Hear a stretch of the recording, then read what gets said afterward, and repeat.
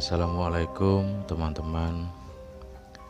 Di sini saya akan menceritakan sebuah kisah nyata yang dialami oleh penulis. Sebelumnya, saya mohon kepada teman-teman untuk bantu subscribe. Dan kali ini saya akan memulai menceritakan kisah nyata yang berjudul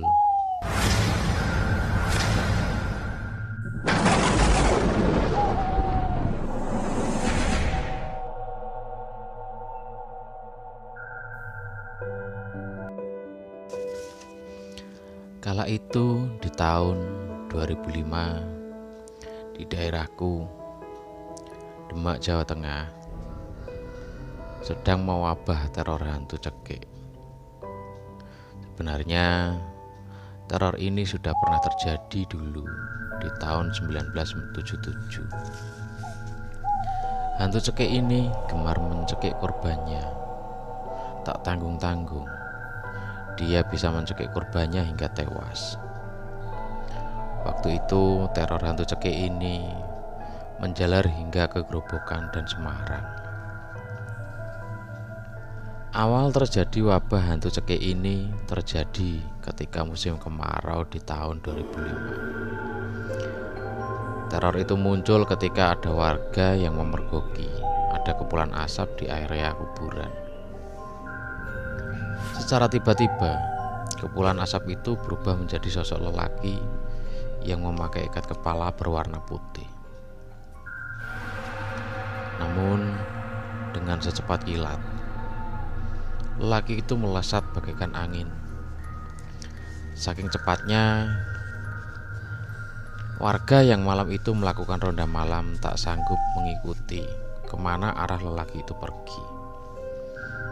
Hingga ketika itu ada suara jeritan dari dalam rumah warga. Serentak warga yang lain yang mendengar jeritan itu sontak mendatangi rumah tersebut. Alangkah kagetnya ketika seorang perempuan, pemilik rumah itu, meninggal dengan cara mengenaskan. Matanya melotot dan leher ada semacam bekas cekikan. Di leher itu bekasnya berwarna hitam kebiruan yang tergambar dua telapak tangan. Semua warga pun saling bertanya dalam hati, ada apa dan siapa pelakunya? Sedangkan wanita itu adalah seorang janda tua. Semenjak kejadian malam itu, semakin lama korban semakin banyak. Bahkan dalam semalam bisa terjadi 4 korban meninggal dengan tanda yang sama, yaitu ada bekas cekikan di lehernya. Kejadian itu terjadi bukan hanya di desaku saja, namun di desa-desa yang lain pun sama. Juga ada korban dari teror hantu cekik itu.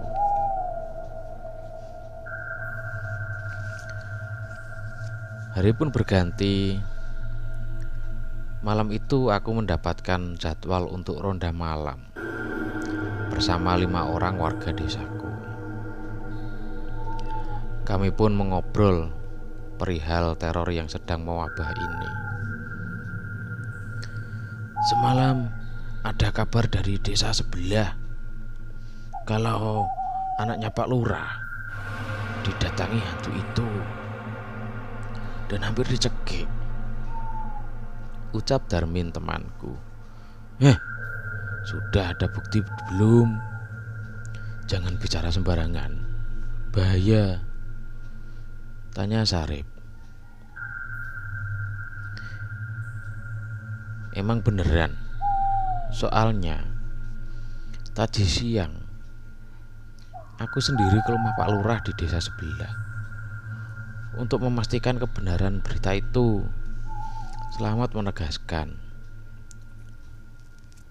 "Lah, terus kejadiannya gimana? Kok anak Pak Lurah itu bisa selamat dari hantu cekik itu?" Sarip kembali bertanya dengan antusias. Aku, Darmin, dan Wawan yang mulai penasaran hanya diam dan mendengarkan sembari menikmati rokok. Slamet pun kembali meneruskan ceritanya. Malam itu, ketika Pak Lurah berjaga malam di depan rumah beserta warga yang lain, awalnya seperti mendengar suara berisik, seperti dedaunan kering yang terinjak kaki. Setelah sempat ditengok oleh warga yang jaga malam itu, hanya didapati seekor kucing yang berjalan. Warga pun kembali ke pos ronda. Tak berselang lama, ada suara yang semakin keras. Arahnya dari atas genteng rumah Pak Lurah. Seakan ada yang benda jatuh. Ketika lampu senter disorotkan, ternyata genteng Pak Lurah ada beberapa yang melorot. Seakan ada yang berjalan di atasnya. Dan tiba-tiba suara benda jatuh terdengar dari dalam kamar anak Pak Lurah. Lalu disusul suara jeritan anak tersebut. Dengan serentak Pak Lurah beserta warga yang berjaga berlari menuju ke dalam kamar anak Pak Lurah. Alangkah kagetnya mereka ketika ada sosok makhluk aneh seperti binatang hitam besar berkaki 4. Namun kedua kaki depannya mirip tangan manusia, yang pada waktu itu akan mencekik anak Pak Lurah. Sontak Pak Lurah mengayunkan pentungan ke tubuh makhluk itu hingga hantu itu terpental. Dan ketika warga yang lain mau ikut membantu menangkap makhluk tersebut, dengan cepat makhluk itu berubah menjadi pancaran cahaya seperti kilatan bola api yang besar dan menghilang. "Wah, teror ini semakin menjadi," ucap Darmin. "Berarti hantu ini bisa berwujud apa saja." Wawan yang dari tadi diam menambahkan, "Memang benar kata Muan." Slamet kembali bercerita, "Kalian ingat dulu waktu di kuburan kan ada asap menjadi manusia. Terus lagi waktu Pak Naryo yang menjadi korban. Malam itu ada yang melihat cahaya terbang dan menghilang di rumah Pak Naryo. Ada juga yang katanya ada seekor kucing hitam besar dan kemudian menghilang. Bukankah rumah yang didatangi kejadian aneh tadi pasti ada korban meninggal?"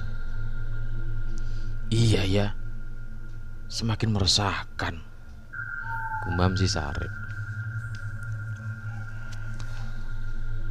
Tiba-tiba malam itu kami dikagetkan ada suara orang-orang ramai.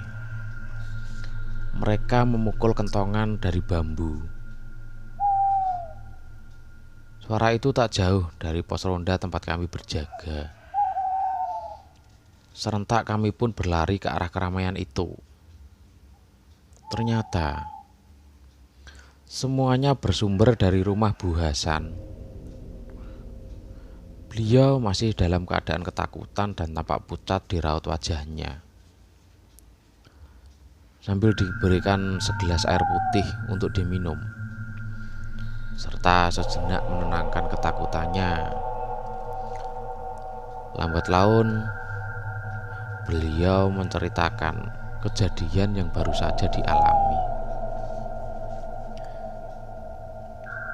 Jadi, sekitar pukul 2 dini hari, beliau baru saja selesai sholat malam.